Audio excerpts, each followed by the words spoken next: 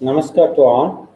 I am Dr. M. L. Raja, an eye surgeon from Tamil Nadu, Bharat.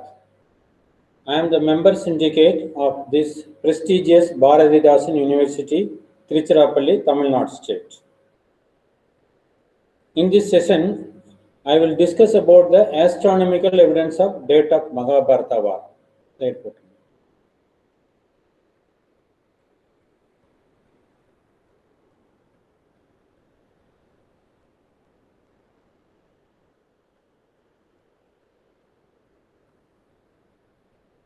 Namaskar.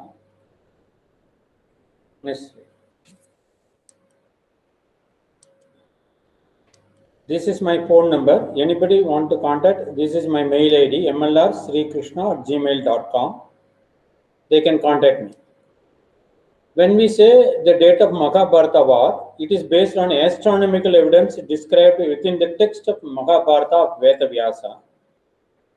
At that point, we have a doubt whether Mahabharata is a history or myth. There are many archaeological excavations and numismatics and epigraphy that proved Mahabharata is a history.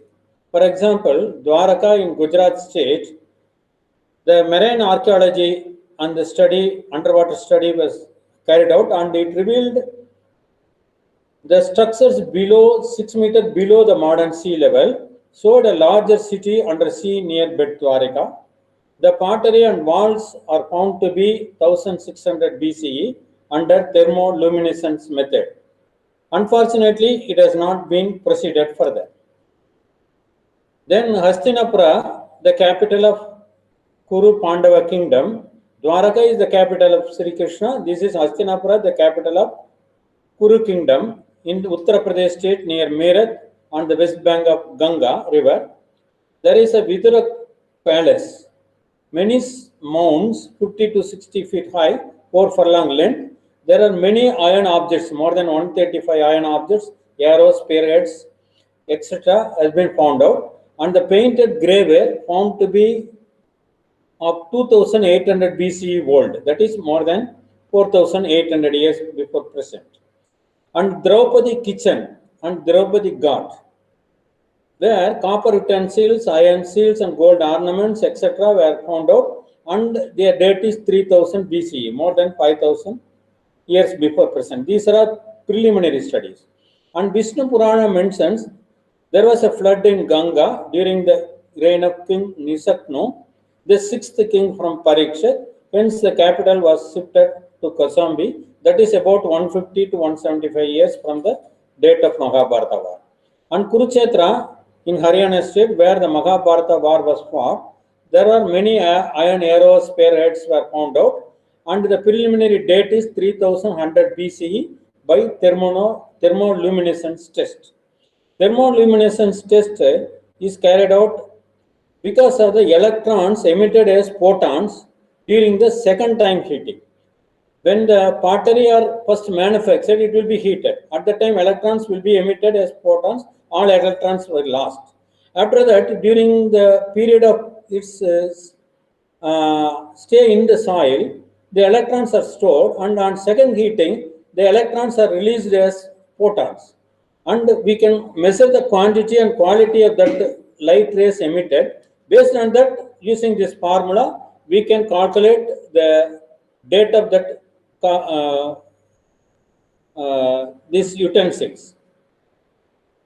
By that, it is proved that Kurukshetra war has happened 3100 years before present. And there is inscription at Besnagar, Vidisha district, Madhya Pradesh state.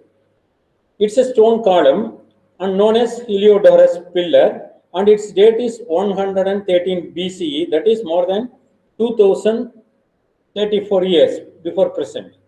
And in that, Heliodorus mentioned that Vasudeva, that is Sri Krishna, as his god, and he is a devotee to him. And in Iconum in Afghanistan, there are many coins found out. In that coins, Balarama and Sri Krishna images were inscribed. They are more than 2200 years before present.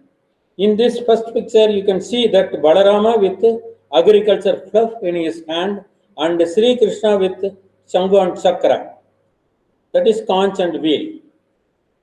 This proves that Mahabharata is a history, definite history.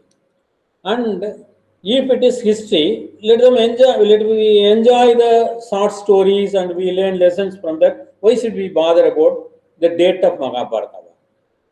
To understand the importance of date of Mahabharata, we have to study how our Bharat history, Indian history, our nation's history has been written by whom, on what basis, when it was written.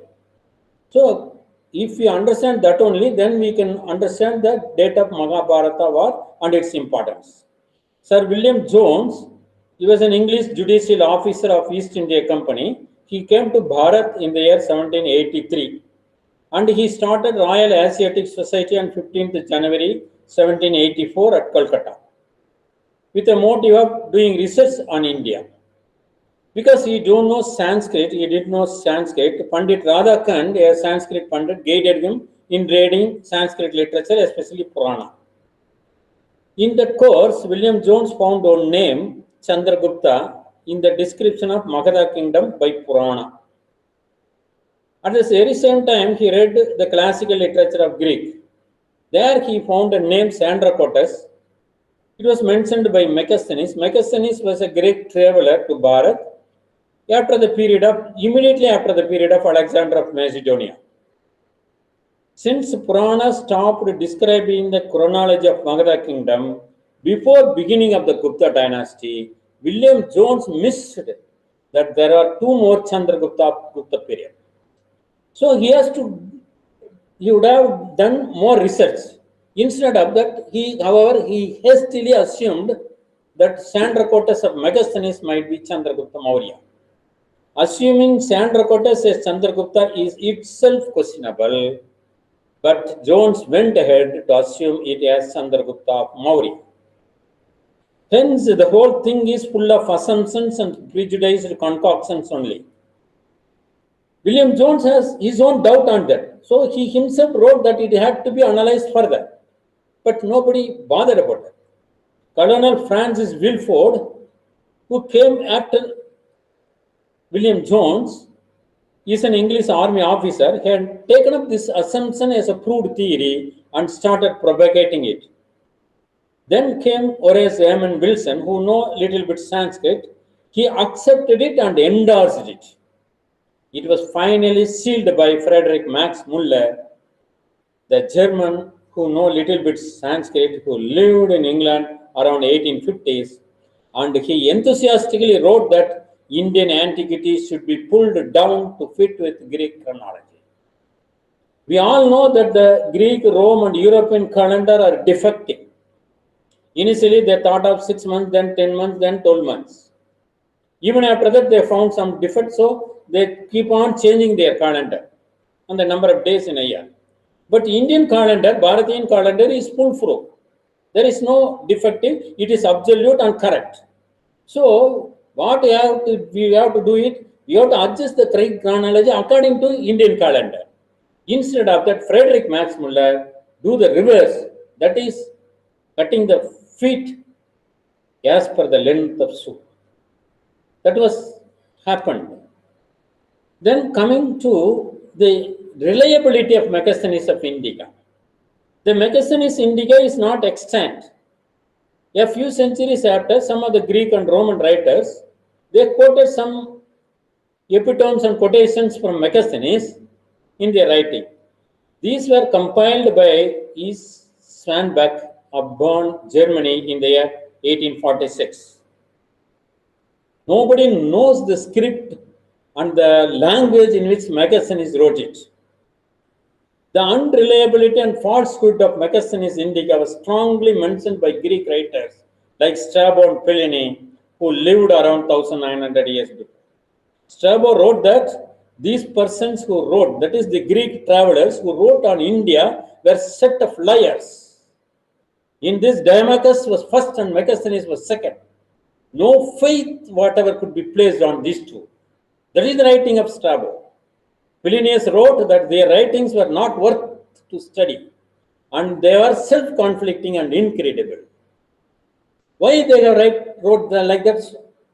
Because Megasthenes Indica, if you read the ancient India as described by Megasthenes and Arrian, the English translation of Swanbuck by John McCrindle, we study all these things. There were in India flying snakes, winged scorpions with extraordinary size, strong dogs that would kill even lions and bull, fox-sized gold-digging ants, horses and animals with single horn. What about men? Men with heels in front and toes behind and with 8 toes. Men with spider legs. Men without mouth who lived on by inhaling air only. Men without nostrils. Men with single eye. Men with large ears that touches even the feet, so that a man could sleep in the ears of that person. Men with dog ears, men with dog-like heads, who could not speak but only bark like dogs.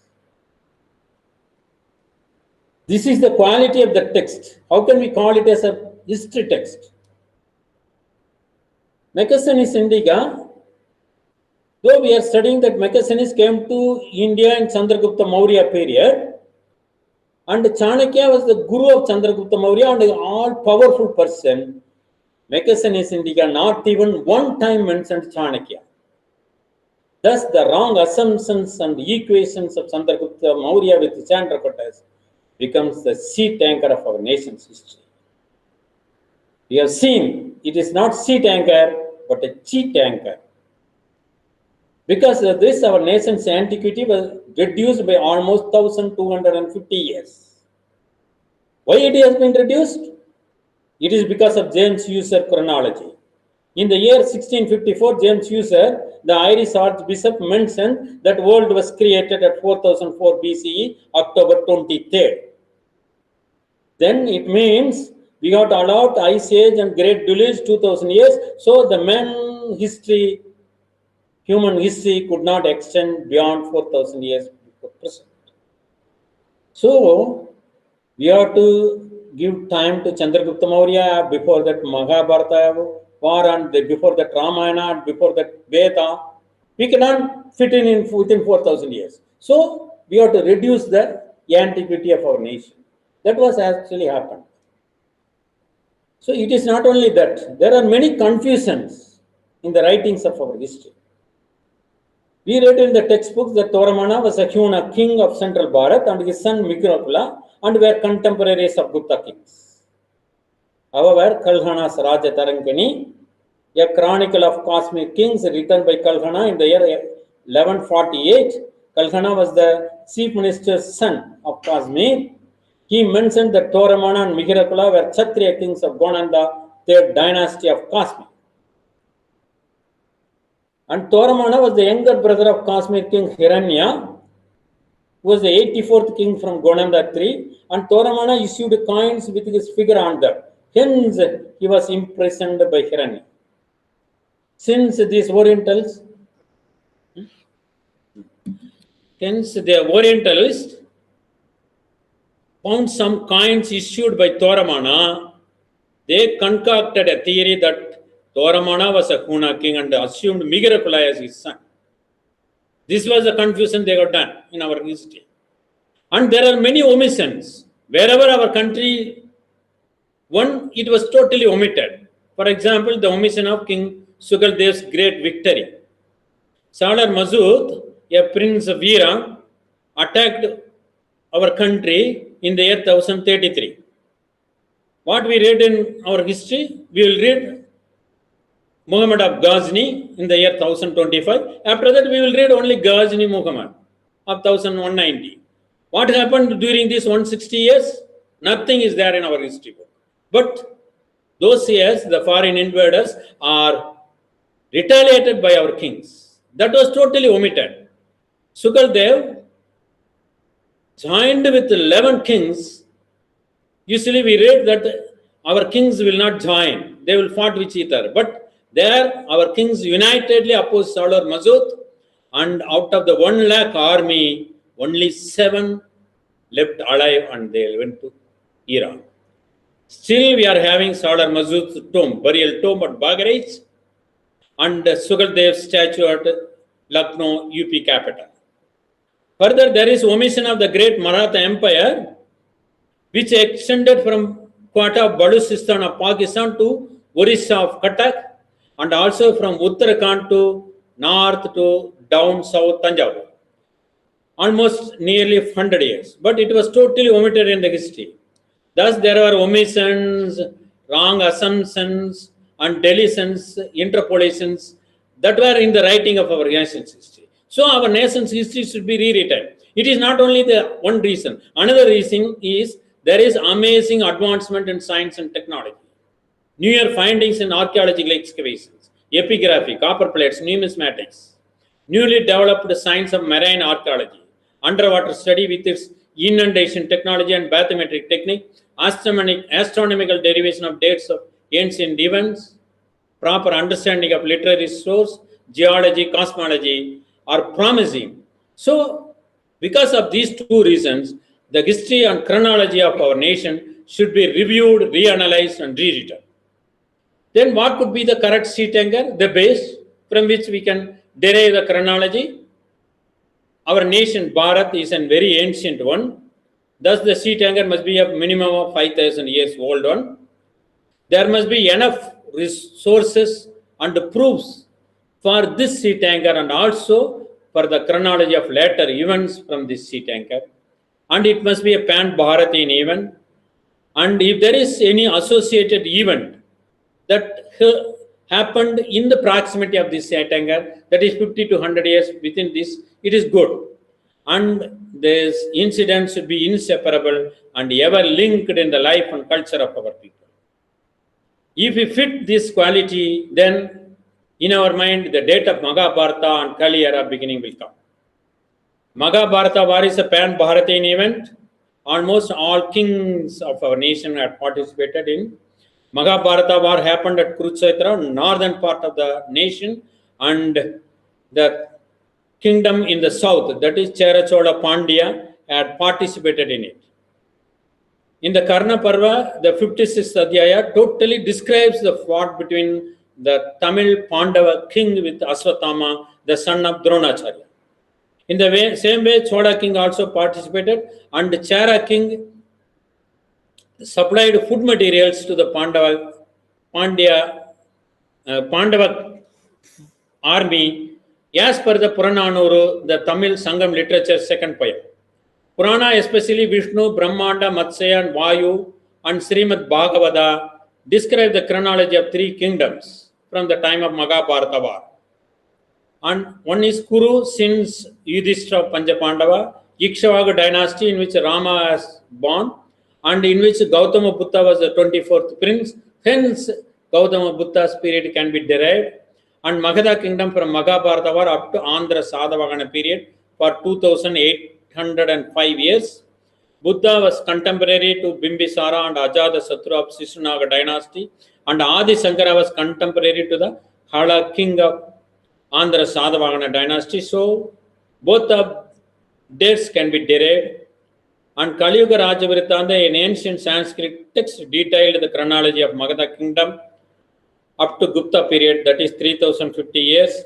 Then Vikrama Salivagana and their progeny, as described in Bhavishya Mahapurana. So at least 4000 years from Mahabharata war, we have strong proofs. So Mahabharata and Kali era beginning can be a seat anchor. Mahabharata text of Veda Vyasa mentioned that Kali Yuga started 36 plus years from Mahabharata war date. There are more than 436 inscriptions showing the year of Kali Yuga beginning at 3101 BCE. So, the Mahabharata date and also year of beginning of Kali Yuga can be a twin sweet anchor, one supporting the other. Mahabharata war happened in ancient period time, and Mahabharata incidents are mingled in every aspect of the life of this nation in all parts and all period of time.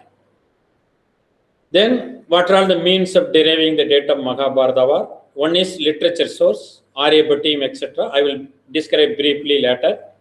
And the inscriptions, Aihole, Batara, Aihole from Karnataka of second Pulakesi, and Batara stone inscription from Bangladesh, and Nitanpur copper plate from Assam, and excavations at Dwaraka, Kurukshetra, Hastinapura. Even in Sinoli, in Uttar Pradesh, we have found the wheel and also armors 5,000 year old. So it proves Mahabharata through excavation. And fourth is astronomy, based on the astronomical events described within the text of Mahabharata of Veda Vyasa. There are two methods. One is using various software programs. Another one is using trigonometric and other mathematical calculations described in the ancient astronomical texts of our nation. And these texts gave correct results for more than 1,000 years for the positions of the Graha and occurrence of lunar solar eclipse, and are verifiable and repeatable. Hence, it is well established, authentic, and scientific. And the software program is very easy one, whereas this one is very hard, difficult to do it. And the main problem in the derivation using planetarium software and other software are, they are all based on precision of equinox or oscillation of equinox. And we don't know what is the value of this precision even at present day. There is no uniformity, consensus amongst various scholars. Some say 24 degrees, some say 27 degrees. And the rate of precision is 50.28 seconds of arc per year. Now, what is its precision rate and what is the Ayanamsa in the period of Mahabharata? We don't know. So, based on that, we cannot judge 100% correct the date of Mahabharata. And this software are using Julian calendar, which had begun at 46 BCE. After the AUC calendar of 753 BCE, yes, they have found some defects in AUC calendar. And the year 46 BCE, it has 445 days instead of 365.25 days. And the Gregorian calendar was started in 1582 by Pope Gregory, by which the 5th October 1582 was counted as 15th October 1582. We don't know how many times it has been changed, so we cannot expect 100% accuracy on these counting of days. And the third problem is these software derivations use positions of Uranus, Neptune, and Pluto. But the Mahabharata text and the ancient astronomical texts of our nation, they are not mentioning this Uranus, Neptune, Pluto. This means that they don't know like that, not. But they know it but ignored it. Because why? Because in this table we can see that Uranus, Neptune, Pluto, their gravitational force and tidal force is very, very minimal. And they are very far away and very small. So it has no effect on Earth and our human life. That's why our ancestors omitted these three graha, three planet. And thus, if we include that, it will create confusion. So that is another problem in the planetarium and other software. So what is the correct way? Correct way is to put the Bharatian date. That too at the ancient period is to follow Bharatian calendar only. Bharatian calendar in the ancient time used Tithi, Nakshatra, month and year to denote days. It has not used numerals and it used in Nirayana positions of the Graha. So we have to use that one. In that study, Sanskrit terminology is used as such: Amavasya for new moon, Paurnami for full moon, Graha for sun, moon, Jupiter, Saturn, Mars, Venus, Mercury, Rahu and Ketu. Rahu and Ketu are nothing but the ascending and descending nodes of moon, because the moon's orbit around the earth and the earth's orbit around the sun, they are not in the same plane. They are slightly tilted at to 5.15 degree. So they cut at two places 180 degree apart. That is the Rahu and Ketu. The modern science describes it as ascending descending node of moon. These are collectively called in Hindu astrology as Navagraha. And I am using 27 stars as Nakshatra and 12 zodiac signs as Rasi. And Graha and planet are not synonymous, because Graha is a thing, celestial object that attracts other object. Planet is a celestial object which is non-self-illuminous and revolves around the star. So sun, moon can be Graha but not as planet. So the terminology is different and they are not synonyms. We have to understand that. Now coming to the time and duration of war, Mahabharata text Adi Parva mentioned that Mahabharata Yuddha was fought at the end of Dwapara Yuga and before beginning of Kali Yuga. Vanaparva mentioned that Kali Yuga is going to come very soon. And R.A. Bhattiyam mentioned that these 3 yugas, Satya, Treta and Dvapara Yuga, has gone before Bharata program. He has not mentioned anything about Kali Yuga. So if the Bharata Yuddha has happened in Kali Yuga, then he would have mentioned how many years that were elapsed in Kali Yuga before Bharata war. So since he has not mentioned, that means the Bharata Yuddha has happened at the end of Dwapara Yuga, before Kali Yuga beginning. And Viruddha Garga mentioned that the Saptarishi Mandala, that is the great big constellation, was at Magha Nakshatra during the period of Kali Dwapara Sandhi. This Saptarishi Mandalam will stay in every nakshatra for 100 years and 27 nakshatra 2700 years for one revolution. Varahamihira in his Brihat Samhita mentioned that this Saptarishi Mandala was at Magha during the period of rule of Yudhishthira. So in terms of time, Kali Dwapara junction and Yudhishthira rule are one and the same. Abul Fazil Ibn Mubarak is the vizier in court of Akbar. He wrote a book, Ayn Akbari. In its first volume, 263 page, mentioned that 4696th year of Yudhishthira is 40th year of Akbar, which is 1595 CE. That means Yudhishthira ruled at 3101 BCE. So Mahabharata happened before that. Sir Alexander Cunningham endorsed it in the page 7 in his book of Indian Eras. Henry Thomas Colebrook mentioned that Kali Dwapara junction and Mahabharata war date and Yudhishthira rule are almost near. There are more than 436 inscriptions that show that Kali Yuga began at 3101 BCE. And the duration of war is 18 days as per Adi Parva. Now coming to the astronomical events described in Mahabharata, Sri Krishna went to Hastinapura on peace mission in Kartika month, Revati Nakshatra, in the Sarad and Hemant Rutu. And Sri Krishna told after peace mission talk to Karna on returning, war had to be started at Amavasya, falling on 7th day, presided by Indra. Sakra Devata. Sakra means Indra and also Jeshta Nakshatra as per Apte dictionary. Sakra means Indra as per Amarakosa. Indra is the preceding date of Jeshta. So Amavasya on the 7th day happened at Jeshta Nakshatra. And moon and sun are afflicting Rohini Nakshatra. Rohini is 7th zodiac sign from Jeshta Vrichchiga. So moon and sun were in Jeshta Vrichchiga. That means Amavasya at Jeshta Nakshatra. Vyasa mentioned that the Amavasya occurred ill-timely on the 13th day. Usually it will occur on 14th, 15th or 16th day. But it is a bad omen that it occurred ill-timely on the 13th day itself. This is very important. And Karna and Vyasa told that Rahu is approaching Sun. Rahu Arkam Upaiticha. So there was a solar eclipse on that Amavasya day at Jeshta Nakshatra. And lunar and solar eclipse in the same month at 13 days interval as per Vyasa in Bhishma Parva. And moon was in bad condition as per Karna and Vyasa statement. And the Kartika month Paurnami moon was without light rays and invisible. And coming to the position of Saturn, Karna replied to Sri Krishna that Saturn was afflicting Rohini. In that he mentioned it afflicts also animals. If we take that Saturn was at Rohini, we have to accept that Saturn was also at animals.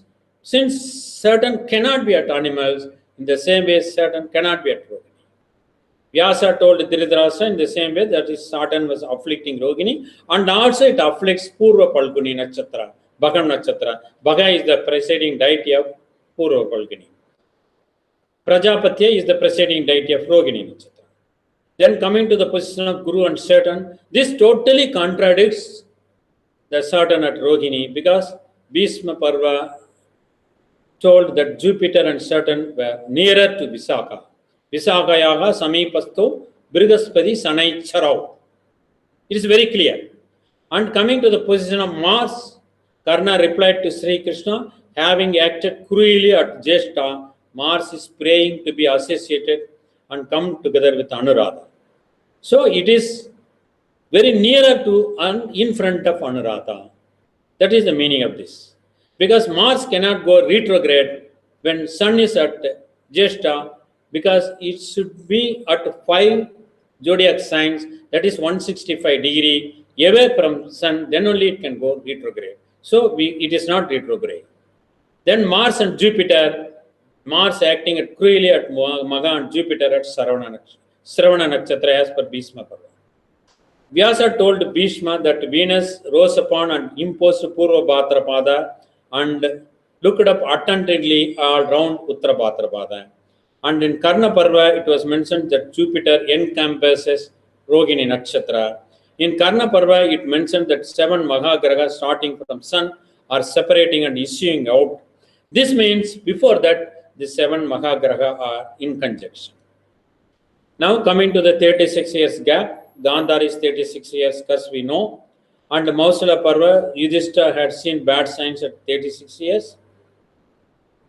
And Sri Krishna mentioned that as happened during war, Amavasya coincided with 13th lunation. 14th lunation was made as 15th by Rahu. He has not mentioned anything about eclipse.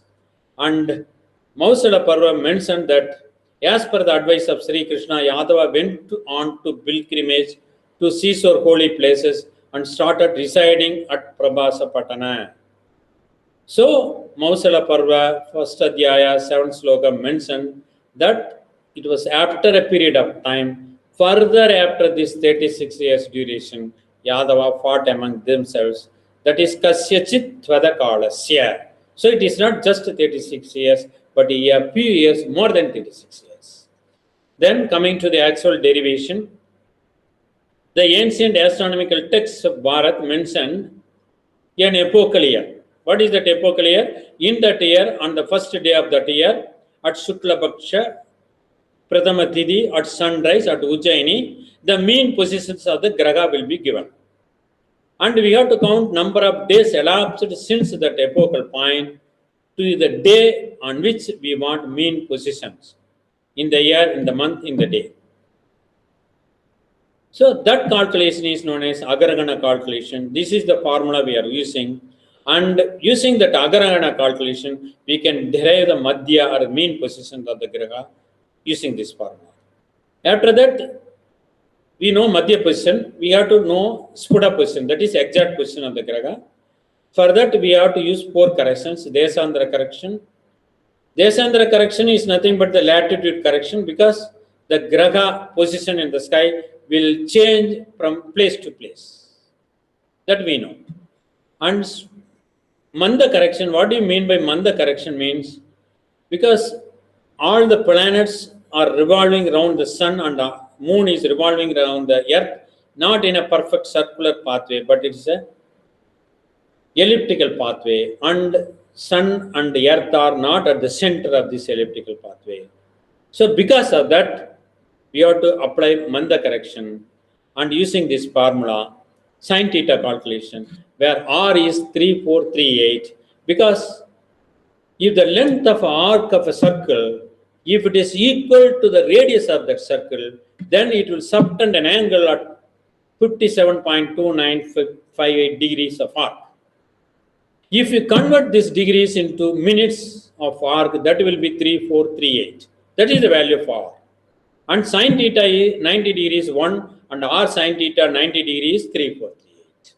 That is the importance of this r value. So in ancient texts, they are using r sin theta. And what about Shigra correction? This is annual parallax correction for Jupiter, Saturn, and Mars. Suppose if the Earth is at January here, away from Sun, if we look at the nearby star, it will appears to be on the left side of the diagram. If the Earth is at July, on the left side of the diagram, if you look up the nearby star, it will be on the right side of the diagram. So there will be annual parallax, and it should be corrected for Jupiter, Saturn, and Mars. See in this diagram, in this photo, we see that sun is above, well above the pillar, but in the reflection, it is at the pillar, at the top of the pillar. Suppose if you travel in a car, if the driver sees that the speedometer shows 60 kilometers per hour, whereas the person sitting on the left side will see it as 62, 62. This is due to annual parallax. So we have to correct it for Jupiter, Saturn, and Mars. This is elongation correction for Venus and Mercury because Venus and Mercury are revolving around the Sun within the orbit of Earth.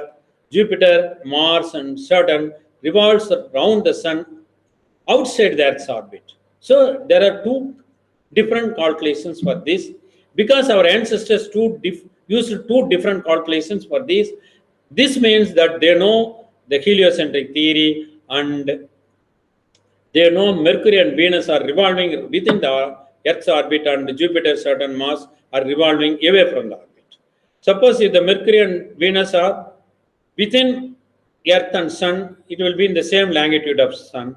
If it is right or left side, there will be elongation away from the Sun, and that is elongation, that is the difference of longitude from Sun to Mercury or from Sun to Venus, that should be corrected. For that, we are using Shigra correction. Shigra correction is for Jupiter, Saturn, Mars, we have to do one type of correction.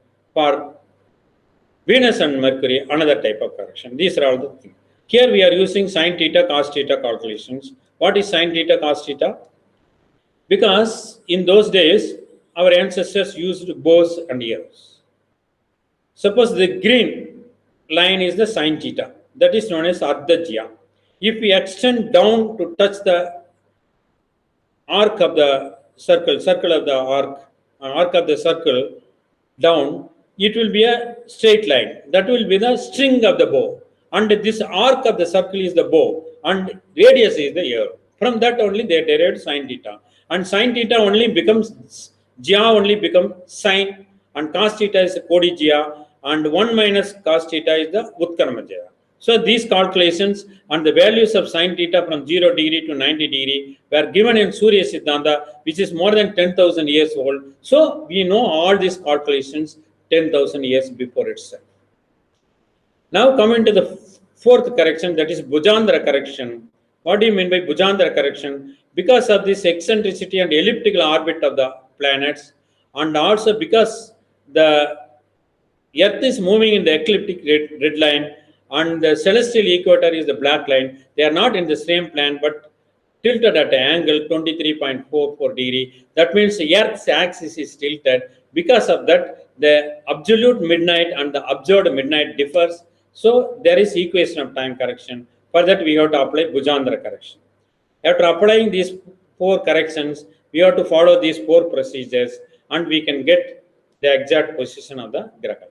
These calculations show that our ancestors know the latitude, longitude, and also sin theta, cos theta calculations, and also eccentricity of the thing and elliptical orbit, and also the ecliptic and celestial equator, the tilting and the tilting of the Earth's axis. All these basic aspects of the astronomy are well known in our nation 10,000 years before itself. Now coming to the epochal point, reference here, I have used this Gragala Agavam, a astronomical text written by Ganesh Daivinja in the year 1520 BC, that is 500 years before present. In the first adhyaya, 4th and 8th sloka mentioned that the reference here is 1442 Salivagana Saka at Saitra month, Sukla Prathama Tithi, sunrise at Ujjaini. These are all the mean positions and Shigra Kendra in Nirayana method. Using this as a reference point, I have calculated the mean and exact position of the Graha for the year I want. Why they are told that the reference point is, reference line is Ujjaini? Because on those days, Ujjaini longitude is the prime meridian, 0 degree longitude. Greenwich longitude becomes 0 degree longitude in the year 1884 only. This Ujjaini Rekha, if we extend, it will cut at the celestial equator at the point called Lanka, which is submerged under the sea. It is not Sri Lanka.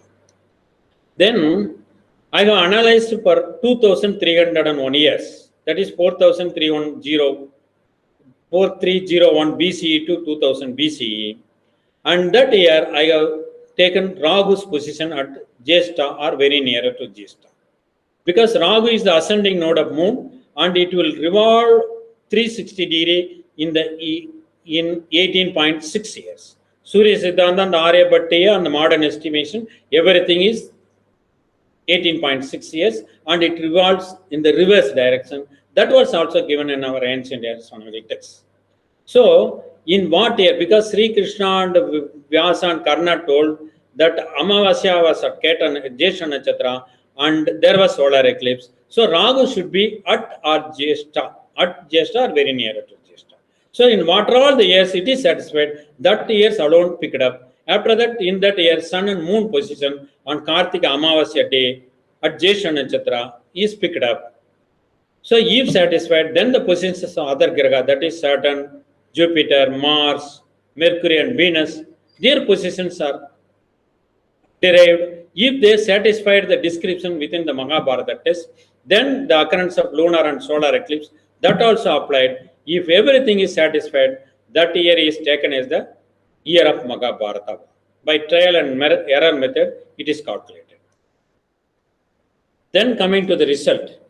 At the 42nd year before Kali Yuga beginning, that is 5161 years before present, 3143 BCE, on Kartika Amavasya day, the positions of the Graha are Rahu at 234 degree 11 minute. That is Rahu at Jyeshtha Nakshatra. So it is satisfied. Then Sun is 235 degree 11 minute at Jyeshtha Nakshatra, Virchika Rasi. So it aspected Rohini Nakshatra, it is at Jyeshtha, so it is also satisfied. Then Moon 229 degree 45 minute at Virchika zodiac sign Jyeshtha Nakshatra. Since Sun and Moon are Jyeshtha Nakshatra, there was Amavasya and Moon has 7th Drishti and it aspected Rohini. So it is also satisfied. Then coming to the Ketu position, descending node of Moon, it is 180 degree apart from Rahu, 54 degree 11 minute at Mrigasirisa and Vrishaba. So it is also correct. Then coming to the occurrence of solar eclipse, the limit of solar eclipse is 18.4 degree to 15.4 degree. Here the difference of longitude between Sun and Rahu at the time of end of Amavasya Tithi was just 1 degree 24 minutes. So it is also satisfied Karna and Vyasa's ways. See, there is only 1.5 degree difference. So definitely a solar eclipse occurred. Then coming to the position of Jupiter, it is 214 degree 15 minute in conjunction with Anuradha Nakshatra in Virchika zodiac sign. So it is close to Visakha, in the immediate next nakshatra of Visakha Anuradha, and it has 7th Drishti, so it aspected Rohini. So that is also satisfied. Then Jupiter at Virchika zodiac sign, which is a Sthira Rasi, can aspect Makara zodiac sign, which is a Chara Rasi. Hence Jupiter aspected Shravana Nakshatra, which is in Makara zodiac sign. So that statement also satisfied. Then coming to the position of Saturn, 230 degree 51 minute at Jyeshtha Nakshatra, Virchika zodiac sign. This satisfies the statement of Vyasa that Saturn is close to Visakha because Jyeshtha is the immediate second nakshatra to Visakha and it has 7th Drishti and it aspected Rohini and also it has 10th Drishti. So it has aspected Purva Palguni. Saturn has 3, 7, 10 Drishti. So it is also satisfied. And coming to the position of Mars, 206 degree 57 minute at Visakha Nakshatra in Tula zodiac sign.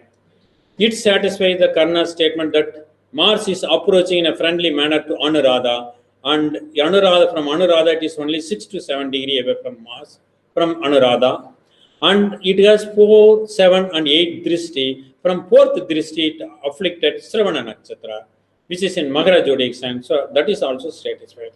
And here Veda Vyasa used the word Vyavasthita, that means Mars was not at Shravana but stayed apart. Here it was situated in Visakha, which is 6th nakshatra apart. hence it is satisfied. Further, Mars in Tula zodiac sign, which is a Chara Rasi, can aspect Simha zodiac sign, which is a Sthira Rasi, as per Parasaras Vara Shastra. Thus, Mars acted cruelly at Maga Nakshatra, which is in Simha Rasi, so that is also satisfied. Then coming to the position of Venus, it is 199 degree 26 minute in conjunction with Swadhi Nakshatra, and it was 35 degree 44 minutes away from Sun. The limit of elongation of Venus, that is the difference between the longitude of one Sun, it should be less than 45 to 47 degree. So it is also satisfied. Just 20 days back, the Venus was at Kanya zodiac sign. It has 7th drishti. From there, it aspected Uttara Bhadrapada and Purva Bhadrapada. But the sentence is given in present tense. But as per Panini's Ashtadhyayi 33131, a verb of present tense can also denote an incident of recent past and also recent future. So it is also satisfied. And Vyasa told it as per Purva and Uttara Bhadrapada Nakshatra by using the word Samudikshate, that is looked attentively. So it is aspected from Kanya zodiac sign. So it is also satisfied. Mercury is 220 degree 24 minute in conjunction with Anuradha Nakshatra in Vrichika zodiac sign. The difference of longitude and Sun and Mercury was 14.75 degree. The maximum elongation limit of Mercury is 18 to 28 degree from Sun. So it is also satisfied. Then coming to the lunar eclipse at Paurnami Kartika month, just 13 days before Amavasya and solar eclipse. 13 days before, the Sun was at 223 degree 14 minutes. That means Moon was at 180 degree apart from Sun. That is 43 degree 14 minutes. And Rahu was at 234 degree 52 minutes. And the Ketu must be 180 degree apart from Rahu. So it is 54 degree 52 minutes. And the difference is 11.5 degree. The maximum limit of lunar eclipse is 12.2 degree. But on 5th June 2020, even though the difference is 14.5 degree, there occurred a lunar eclipse. On 5th July 2020, it was 15.25 degree. In spite of that, lunar eclipse occurred. So there was a definite possibility of solar eclipse on 13 days before the Amavasya and the Kartika Paurnami. Since the war has happened in Margashirsha month, the season was at the end of Sarad Ritu and forthcoming Hemant Ritu. So it is also satisfied. Then coming to the rare conjunction of 7 Graha in one Vrichika zodiac sign. Here we can see that Sun, Moon, Rahu, Saturn, Jupiter, Mercury, and almost Mars, all the 7 Graha are within Vrichika zodiac sign. Mars was just 3 to 4 degree away from in the last pada of Tula zodiac sign. So we can consider it as in Vrichika zodiac sign. So all the 7 Graha are in Vrichika zodiac sign. And it satisfies the Karna Parva statement that from the conjunction, all the 7 Maga Graha started separating. This favors Saturn and Jupiter's position in Vrichika zodiac sign only. And on 26th December 2019, 6 Graha were at Dhanush zodiac sign with solar eclipse. We are still facing its effect globally. On Mahabharata year, 7 Mahagraha are in Vrichika zodiac sign and also a Rahu Grasta solar eclipse. So, and Vrichika zodiac sign is controlled by Mars. Mars is a planet for war. So, war happened. That is the thing we got to understand. Then coming to the Bhishma Mukti. In Anusasana Parva, Bhishma mentioned that he was on sharp arrow bed for 58 nights. He was sharp arrow bed for 58 nights. That is important, sharp arrow bed. And in the next sloka, Bhishma mentioned that on the day of Bhishma Mukti, it was Magha month, Sukla Paksha, Ashtami Tithi, as per Sauramana, Chandramana calculation. Chandramana calculation usually differs from Sauramana. Sauramana, we are calculating the month on crossing of every 30 degree by Earth or Sun. In Chandramana, from Amavasya to Amavasya, that is Amanta type, from Paurnami to Paurnami, that is Paurnamanta type. So based on that, we are calculating Chandramana calculation. And also in the Shanti Parva, it was mentioned that Bhishma Mukti happened at Rohini Nakshatra at mid-noon when the sun was entering northern course in Shukla Paksha Ashtami Tithi Magha month. If it is on the 58th night or 56th day, then the 10th day on which Bhishma fell on Aeropet should be Margashirsha month Shukla Dvadasi. Then the first day of war was the Tidiya Tithi of Shukla Paksha of Margashirsha. This satisfies the late moon rise after sunset on the 14th day of war. If the war was started on the Dvitiya Tithi, then 14th night war was on Dvitiya Tithi of Krishna Paksha.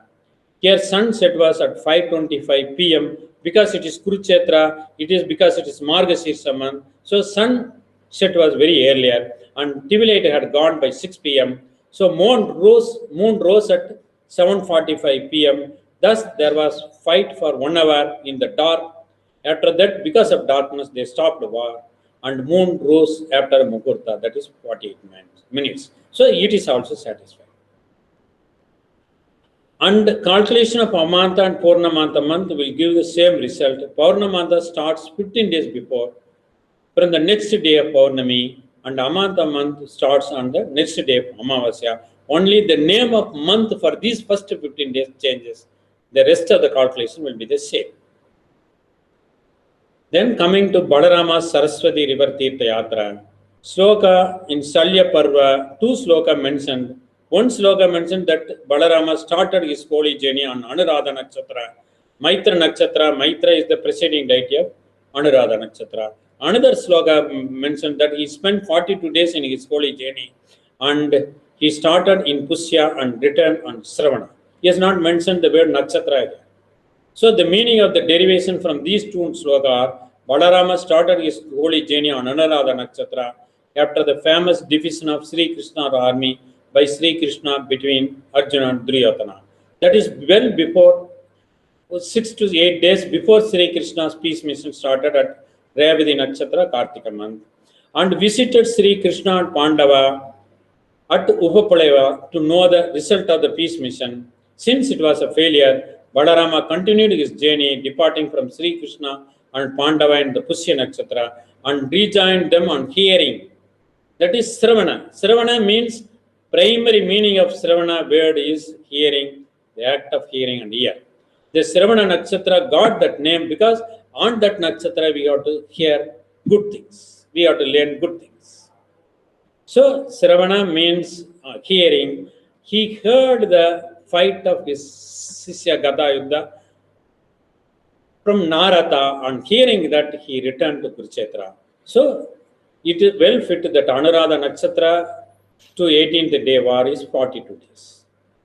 Hence these astronomical events, that is lunar and solar eclipse at 13 days intervals and the Graha positions of all the Navagraha, and also Saptarishi Mandala era and Kali era, and also the writings of Aryabhatta, Vriddha Garga, Varahi Migra, Henry Thomas Coolbrith, Sir Alexander Cunningham, and Abu Fasal Ibn Mubarak, and the chronology of Purana described for the Magadha kingdom from Mahabharata war. Everything satisfied, and the lunar and solar eclipse, everything satisfied. If we consider that the Mahabharata war was started 42nd year before Kali Yuga, 5161 years before present, that is 3143 BCE. Here the data is analyzed by 2301 years from 4310 BCE to 2000 BCE. Out of all the years, only 1 year satisfies all these things. Since it is strongly concluded that the date of Mahabharata war is 42nd year before Kali Yuga, 5161 years before present, and 3143 BCE. It has been fully described. All the trigonometric calculations are explained fully in my book, Astronomical Evidence of Date of Mahabharata War, and it can be purchased from Kurukshetra Prakasam, Kalur Towers, Kochi, Kerala. These are all the contact numbers, mail ID and web ID. And the soft copy can be read as Kindle edition through amazon.in.com.co.uk. And website for further studies, aminasresearch.org. I wholeheartedly thank you for everyone who listened patiently and encouraged me through this listening. Thank you very much.